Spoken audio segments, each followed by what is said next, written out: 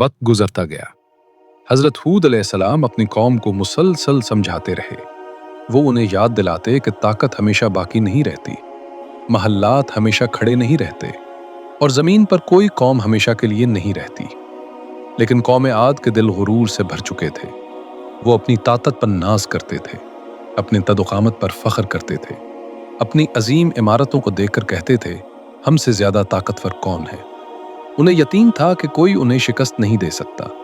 वो पहाड़ों के दरमियान मजबूत किले बनाते, ऊंचे सुतूनों वाले महल्लात तामीर करते और समझते कि ये सब हमेशा कायम रहेंगे। मगर आसमान की तरफ देखने वाला कोई न था। हजरत हूद अलैहिस्सलाम उन्हें बार बार खबरदार करते। उन्होंने कहा, अपने रब से माफी मांगो, वो तुम पर आसमान से बारिश नाजिल करेगा और तुम्हारी कुव्वत में इजाफा करेगा। सरकशी ना करो। मगर उनके अल्फाज सुनने वाला कोई ना था। वक्त गुजरता गया और फिर एक अजीब चीज होने लगी। आसमान पर बादल आना बंद हो गए, जमीन खुश्क होने लगी। न बारिश, न सब्जा, न पानी। खेत सूख गए, चश्मे कमजोर पड़ गए और जमीन की नमी खत्म होने लगी। मगर फिर भी उनके दिल नर्म न हुए। उन्होंने उस कहत को भी मामूली समझा। इसी दौरान एक दिन आसमान के उफक पर एक बादल जाहिर हुआ। दूर से वो बादल घुन्ना और सियाह नजर आ रहा था। लोगों ने आसमान की तरफ देखा। उनके चेहरे खुशी से भर गए। उन्होंने कहा, यह बादल है, ये हमारे लिए बारिश लेकर आया है। सहरा में उम्मीद की एक लहर दौड़ गई। मगर हजरत हूद अलैहिस्सलाम जानते थे, यह बादल बारिश का नहीं था, यह अजाब का बादल था। उन्होंने अपनी कौम को आखिरी बार खबरदार किया, लेकिन गुरूर अंधा कर देता है। कौम आद हंसने लगी।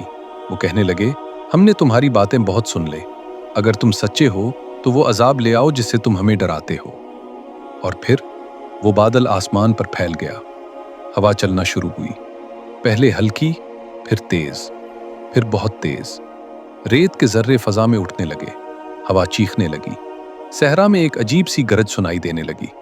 ये आम आंधी नहीं थी, ये एक तबाहकुन तूफान था। हवा इस कदर ताकतवर थी कि बड़े बड़े दरख्त जुड़ से उखड़ने लगे, खेमे उड़ गए, दीवारें गिरने लगी और फिर वो हवा इंसानों को उठाने लगी।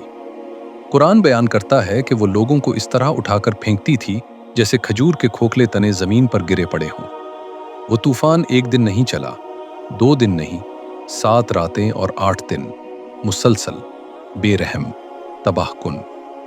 रेत के तूफान में कौम आद की अजीम ताकत मिट्टी में मिल गई। वो महल्लात जिन पर वो फख्र करते थे, वो सुतून जिन्हें वो अपनी ताकत की अलामत समझते थे, सब रेत के नीचे दब गए।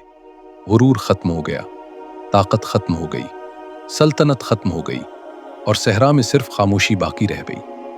जब तूफान खत्म हुआ तो जमीन पर एक ऐसी खामोशी थी जिसे बयान करना मुश्किल है। कौम आद का नाम बाकी रहा, मगर कौम बाकी न रही। अल्लाह ताला ने हजरत हूद अलैहिस्सलाम और उनके मानने वालों को बचा लिया। ये अल्लाह की सुन्नत है। जो ईमान लाते हैं वो बचा लिए जाते हैं और जो गुरूर में डूब जाते हैं, तारीख उन्हें सिर्फ एक इबरत बना देती है। कौम आद की कहानी सिर्फ एक कौम की तबाही की दास्तान नहीं, ये एक याद दहानी है। ताकत हमेशा बाकी नहीं रहती, दौलत हमेशा कायम नहीं रहती और जो इंसान अपने रब को भूल जाता है वो अपनी ही ताकत के गुरूर में तबाह हो जाता है।